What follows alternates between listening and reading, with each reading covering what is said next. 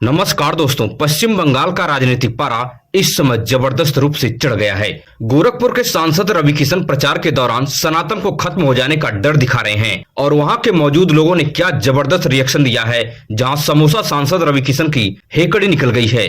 इस पर हम विस्तार से आगे बात करेंगे और वीडियो को भी आपको दिखाएंगे। वहीं दूसरी तरफ योगी आदित्यनाथ के चहेते आईपीएस अजय पाल शर्मा ने जो शर्मनाक हरकत की है, पश्चिम बंगाल की जनता से उन्हें खुलकर टीएमसी ने चेतावनी दी है। टीएमसी के फायर ब्रांड नेता जहांगीर खान ने आईपीएस अजय आलोक शर्मा को सीधा रडार पर ले लिया है। जहांगीर खान ने कहा कि उत्तर प्रदेश से आकर पश्चिम बंगाल में सिंघम बनने की जो आप कोशिश कर रहे हैं, याद रखना कि आप सिंघम बन रहे हैं तो हम पुष्पा हैं, पुष्पराज हैं। इस बयान के बाद उत्तर प्रदेश के कानून व्यवस्था और उत्तर प्रदेश के अधिकारियों की धज्जियां उड़ रही हैं और योगी आदित्यनाथ पर बड़े सवाल खड़े हो रहे हैं कि योगी आदित्यनाथ आखिर किस प्रकार से अपने अधिकारियों को चुनाव में प्रयोग करते हैं और वही अधिकारी आज पश्चिम बंगाल में आकर जनता को भड़का रहे हैं और जनता को जबरदस्त दबाव डाल रहे हैं। टीएमसी ने सीधी चेतावनी दी है कि ध्यान रखना कि हमारी निगाह आपके ऊपर बारीकी से है। 4 मई के बाद अजय आलोक शर्मा को पाताल से घसीटकर बंगाल लाएंगे और कोई भारतीय जनता पार्टी का नेता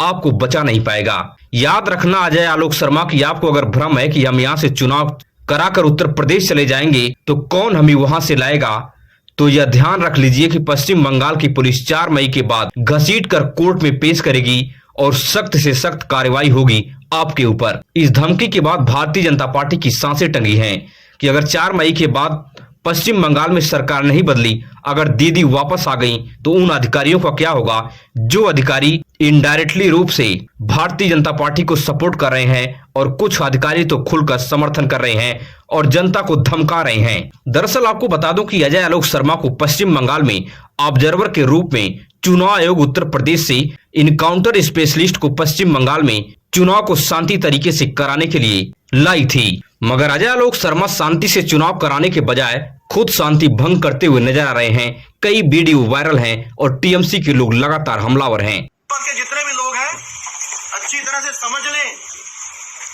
कि अगर किसी ने बदमाशी करी तो उनका कायदे से इलाज किया जाएगा, ताकि लोग इन अधिकारी और पुलिस के डर से घर से न निकलें और वोट देने न जाएं। मैं आपको सीधी तौर पे ये कहना चाहता हूं कि आपके खिलाफ एफआईआर होगा, आपके खिलाफ चार्जशीट होगा और आपको घसीट के कोर्ट में लाया जाएगा। जहां पर आपको क्या लगता है कि अजय आलोक शर्मा जो वीडियो में कह रहे हैं वह सही कह रहे हैं या गलत कह रहे हैं?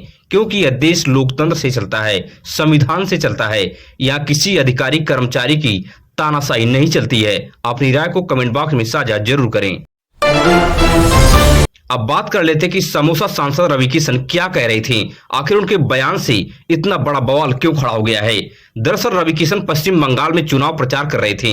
उसी दौरान अपने कैंडिडेट रमेश को जिताने के लिए अपील कर रहे थे और कह रहे थे कि इस बार रमेश को नहीं जिताएंगे तो हिंदू धर्म खत्म हो जाएगा, सनातन खत्म हो जाएगा, कोई रक्षा नहीं करेगा, कोई धर्म को बचा नहीं पाएगा।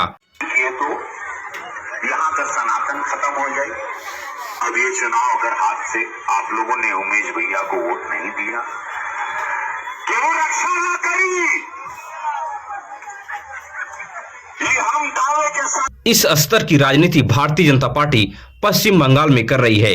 मगर समोसा सांसद रवि किशन से बड़ा सवाल है कि सैकड़ों साल तक मुगलों का शासन था भारत में, मुसलमानों का शासन था भारत पर, तब हिंदू धर्म नहीं खत्म हुआ, तब आज तथाकथित हिंदू हृदय सम्राट बने घूम रहे भारतीय जनता पार्टी के राज में हिंदू धर्म कैसे खत्म हो रहा है। सेंट्रल में आपकी सरकार है, 20 से ज्यादा राज्यों में भारत में आपकी सरकार है, फिर भी हिंदू धर्म अगर खतरे में है तो यह शर्मनाक बात है। अभी इसी वक्त आप लोगों को इस्तीफा दे देना चाहिए। इस सवाल का जवाब समोसा सांसद को जरूर देना चाहिए। दरअसल आपको बता दूं कि धर्म तो खतरे में नहीं है, बल्कि समोसा सांसद, विधायक, मंत्री, मुख्यमंत्री, प्रधानमंत्री जैसे लोगों की कुर्सी खतरे में है। उन नेताओं को डर सताती है हर वक्त चुनाव में कि हमारी कुर्सी न चली जाए, इसलिए वह धर्म के पीछे छुपते रहते हैं और जनता को डराते रहते हैं, क्योंकि जनता जो है धर्म से ज्यादा इमोशनली जुड़ी होती है। अगर ये धर्म का डर नहीं दिखाएंगे तो वोट कैसे मिलेगा? अगर वोट नहीं मिलेगा तो यह टैक्स के पैसे से फ्री की 50 सुविधाओं का लाभ कैसे लेंगे और मौज कैसे उड़ाएंगे? इसलिए धर्म के पीछे छुपना इनका लाजमी हो जाता है, नहीं तो इनका सब कुछ बंद हो जाएगा। आपको क्या लगता है कि पश्चिम बंगाल में इस बार दीदी की सरकार आएगी या भारतीय जनता पार्टी प्रचंड जीत हासिल करेगी? जिस प्रकार का बयान गृह मंत्री अमित शाह, प्रधानमंत्री मोदी लगातार सभाओं में देते रहे हैं कि इस बार भारतीय जनता पार्टी की सरकार बन रही है, मगर आपकी क्या राय है? अपनी राय को कमेंट बॉक्स में साझा जरूर करें। मिलेंगे इस तरह से नई वीडियो में नई सूचना के साथ। धन्यवाद।